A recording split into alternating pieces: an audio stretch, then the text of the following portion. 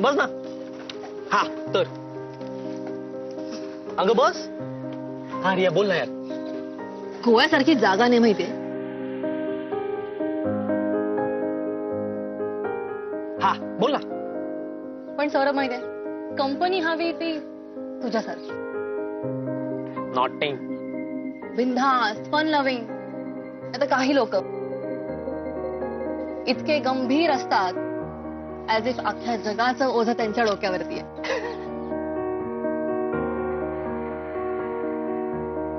Radha, coffee? तू बोल ना यार रिया. कंटिन्यू. हा, मी म्हणत होते की पिकनिक एन्जॉय करायची ना तर ती तुझ्या बरोबर. खरंच तू ना, तू आमचा ग्रुप जॉईन कर. एक से एक धमाल लोक आहेत आणि आम्ही धमालही सॉलिड करतो. तू जॉईन करच. शुअर. नक्की. यु नो व्हॉट, आपण सगळ्यांनी मिळून गोवा गेलं पाहिजे. अरे नक्की.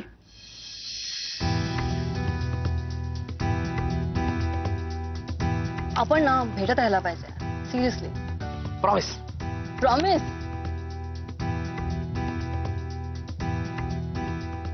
ए बिल मी देते. ऑफकोर्स तुलाच द्यायला लागणार, कारण मी काय ना, मी लुक्का आहे. माझ्याकडे तसे पॉकेटमनीचे पैसे ऑलरेडी संपून गेले. So please do the honours. Don't worry, मैं हूं ना. वाह.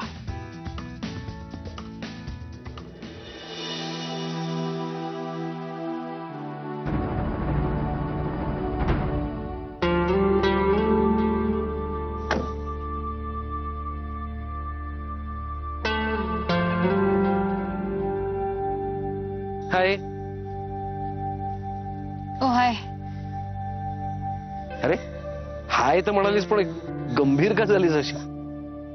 नाही, काही नाही. मला आहे ना काही कळत नाहीये. हाय. हाय, कसा आहेस? मजेत. तू तर काय कायम मजेत. म्हणजे मला आवडतं गोष्टी अशा मजेत घ्यायला. ग्रेट. पण तू एवढं भिजलायस कशामुळे? ते अरे ती रिया यार मॅड आहे कम्प्लीट. आम्ही समुद्रात खेळत होतो तर जबरदस्ती पाणी उडवलं माझ्या अंगावर. फुल धमाल केली यार. कॅरेक्टर आहे कम्प्लीट. रिया? हो, डॉक्टर मानसची बायको. ती सुंदर आणि स्टायलिश पण आहे. हो, रिअली? गुड. म्हणजे you seem to be quite popular. ती तुला जबरदस्ती पाण्यात घेऊन गेली? हो ना. How sweet of her. Gautam, चल ना, आपण पण समुद्रावर जाऊ. मला भिजायचंय. अगं पण नाही नाही, चल चल चल चल.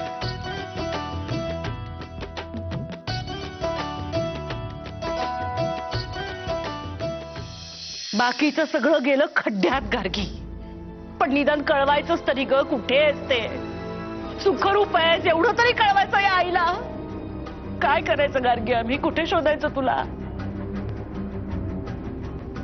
1 तास झाला गार्गी, मी माझं रक्त आटवते, पण तू काही सांगायला तयार नाहीस मला. अगं सांग ना, कुठे होतीस? काय करत होतीस? का कळवलं नाहीस आम्हाला? बोल काहीतरी. कधी पाजर पडणार आहे तुला?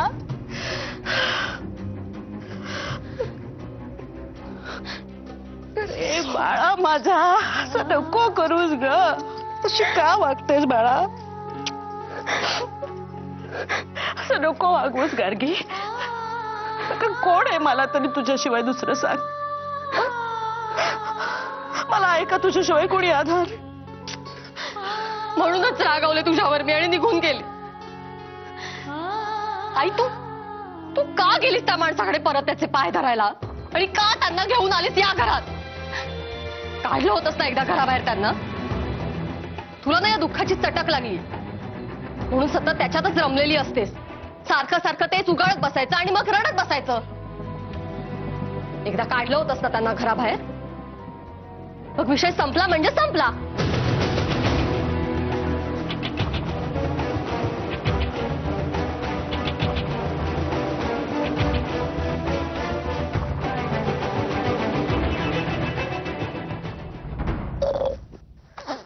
काय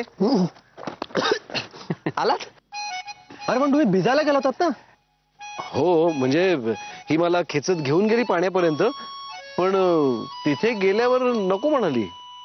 घाबरली असेल बहुतेक. काय यार राधा, शूरवीरपणाचा नुसता आवाज आणला.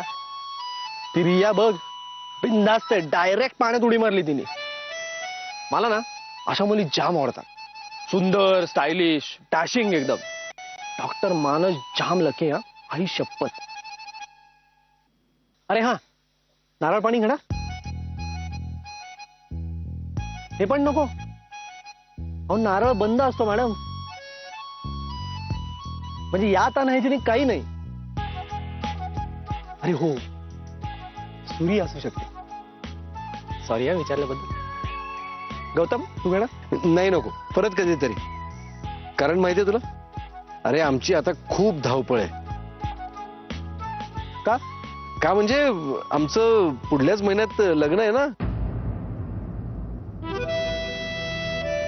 पुढल्याच महिन्याच्या 15 तारखेला आम्ही लग्न करतोय.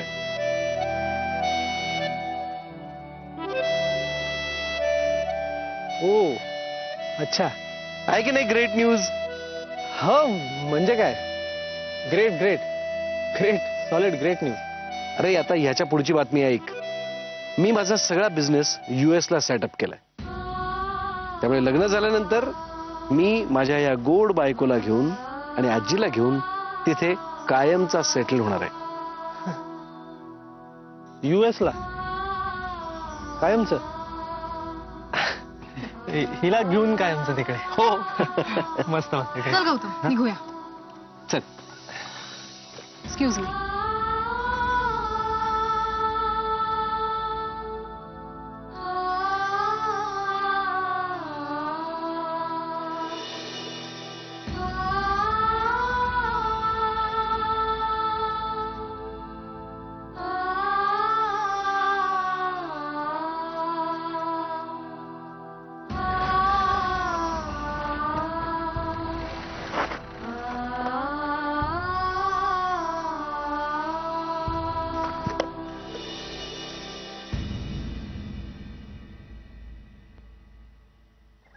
यार कपडे बदलायला पाहिजे. छी.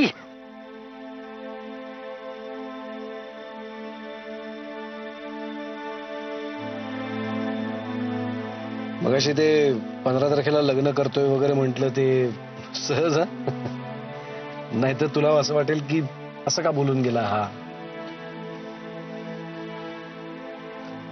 पण खरंच सौरभ तुझ्या आयुष्यात नसताना तर मी आजच लग्न केलं असतं तुझ्याशी. Take it easy Radha. मला ऍक्च्युली ना पुढल्या महिन्याच्या 15 तारखेला तुझं आणि सौरभचं लग्न झालेलं पाहायचंय. नाही शक्य वाटत मला ते कधीच. का? नाही रे गौतम, माझंच प्रेम आहे त्याच्यावर. त्याला तर काहीच वाटत नाही माझ्याबद्दल. कशावरून? कशावरून म्हणजे आज बघितलंस ना तू रियाबद्दल कसा बोलत होता. मानसची बायको आहे ती. तो जवळजवळ फ्लर्ट करत होता. जेलस? बघ म्हणजे आपण त्याला जेलस करता करता तूच जेलस झालीस. अगं फ्लर्टिंग हा माणसाचा गुणधर्म आहे. तू तर डॉक्टर आहेस, you know it better. It is nothing but chemistry. मला सांग, तुला त्याचा मस्तीखोर स्वभावच आवडला ना, म्हणूनच प्रेमात पडलीस ना त्याच्या.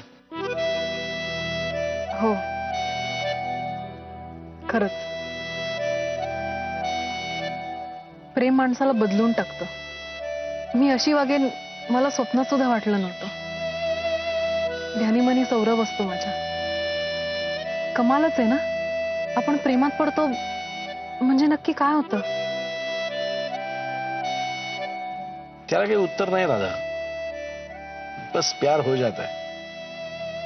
कुठल्याही प्रकारचे नियम नाहीत, फुटपट्ट्या नाहीत, बंधनं नाहीत आणि अपेक्षा पण नाहीत. प्रेमात माणसाला सगळं देऊन टाकायचं असतं. आपल्या प्रिय व्यक्तीच्या सुखाखेरीज काही नको असतं. या क्षणी राग आला मला सौरभचा, पण पुढच्या क्षणी प्रेम उफाळून येईल. आपला माणूस त्याच्या गुणदोषांसकट आपला होऊन जातो ना, आणि दिवस रात्र त्याच्याच आनंदाचा ध्यास लागलेला असतो. पण खरं सांगू, मला कधी कधी वाटतं की सौरभ माझ्या आयुष्यात आला नसताना तर बरं झालं असतं. मी चांगलं आयुष्य जगत होते एकटीच. माणूस चांगलं आयुष्य कसं जगू शकतो एकट्यानेच? काश्मीराला जाऊन 6 वर्ष झाली ना. हो, पण तरी माझ्या एकटेपणाला ती कधीतरी परत येईल ही आशा होती, म्हणजे आहे. शिवाय तिच्या आठवणी आहेत, त्यामुळे खऱ्या अर्थानं कधी एकटेपणा जाणवलंच नाही. तुझ्याजवळ काय होतं? गौतम, मी डॉक्टर आहे, तेही गायनाक. कितीतरी बायका माझ्यामुळे सुखरूप आई झालेत, ते पुरेसं आहे मला. पण तरीही त्यातली प्रत्येक आई एके दिवशी आपल्या बाळाला घेते आणि निघून जाते. त्यातून तुला आई झाल्याचं समाधान मिळत नाही ना. हे सगळं कॉम्प्लिकेटेड आहे.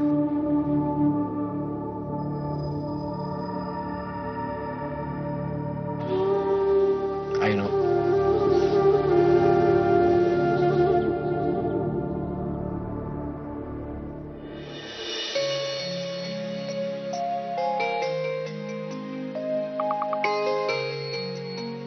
रंजे,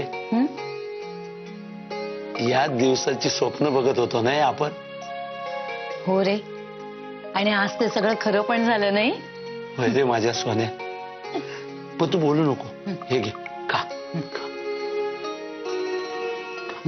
पाडला बघ. मस्त केली रे खिचडी सीमानी. होय ना? तू खा ना एक घास. नाही नाही, आज तू खा. नाही नाही नाही, तू खा. घे. हा? छान केली, अगदी मस्त झालीये.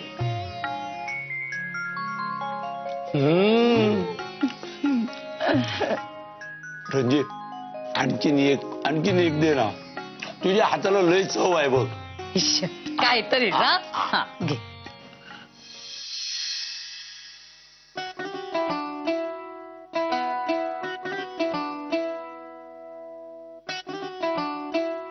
काय झाला याचा? काय रे? काय झाला? काही नाही. मग तुझा तोंड का पाडला एवढा? हा, त्या राधाचा लगीन ठरला म्हणून की काय? आता राधाचं लग्न ठरलं तर याचं का तोंड पडेल? अरे आता तिचा लगीन झाला म्हटल्यानंतर ती सासरी नाही काय जाणार? हा, याची मैत्रीण ना ती, मग तिची दिशा नाही बदलणार? मग वाईट वाटणारच ना त्याला. हो, पण ती एवढ्यात कुठे लग्न करतीये?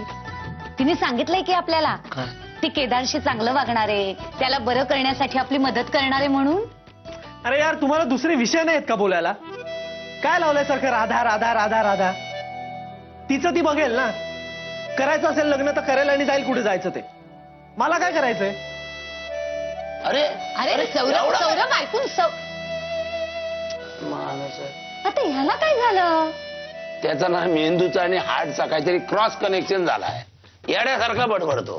ते जाऊ दे, तू खा. खा तू खा. हा? खा.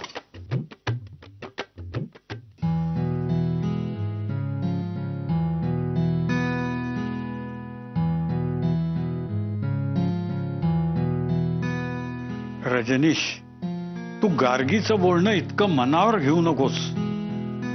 नाही, इतकी चांगली खोडकर मुलगी अशी अचानक बाबा, मला काहीच कळत नाहीये. मला खूप काळजी वाटते या मुलीच्या वागण्याची. बाबा, ती तशी पहिल्यापासून तडकफडकच आहे हो. पण आजकाल ना ती सगळ्या जगावर अशी खुन्नस असल्यासारखी वागते. काही टोटलच लागत नाही मला अशी का वागते ती. अरे राधाताई. ये राधा. बाबा, तुम्ही गार्गीबद्दल काहीतरी सांगणार होतात. हो बेटा, आम्ही त्याचबद्दल बोलतो. मोनिका, एक काम कर, आईला आणि गार्गीला घेऊन ये. हो. कारण हा विषय आता टांगता ठेवायला नको. सगळेजण समोरासमोर बोललो तर काहीतरी मार्ग निघेल.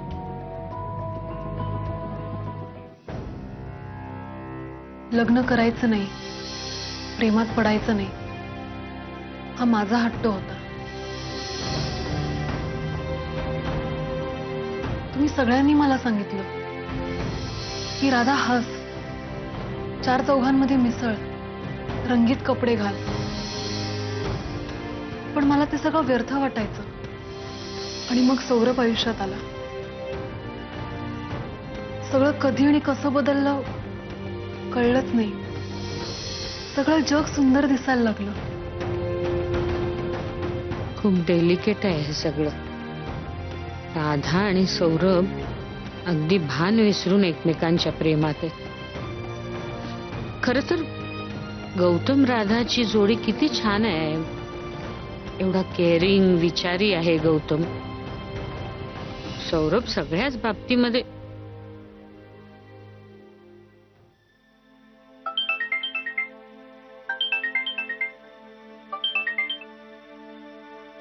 हॅलो गौतम.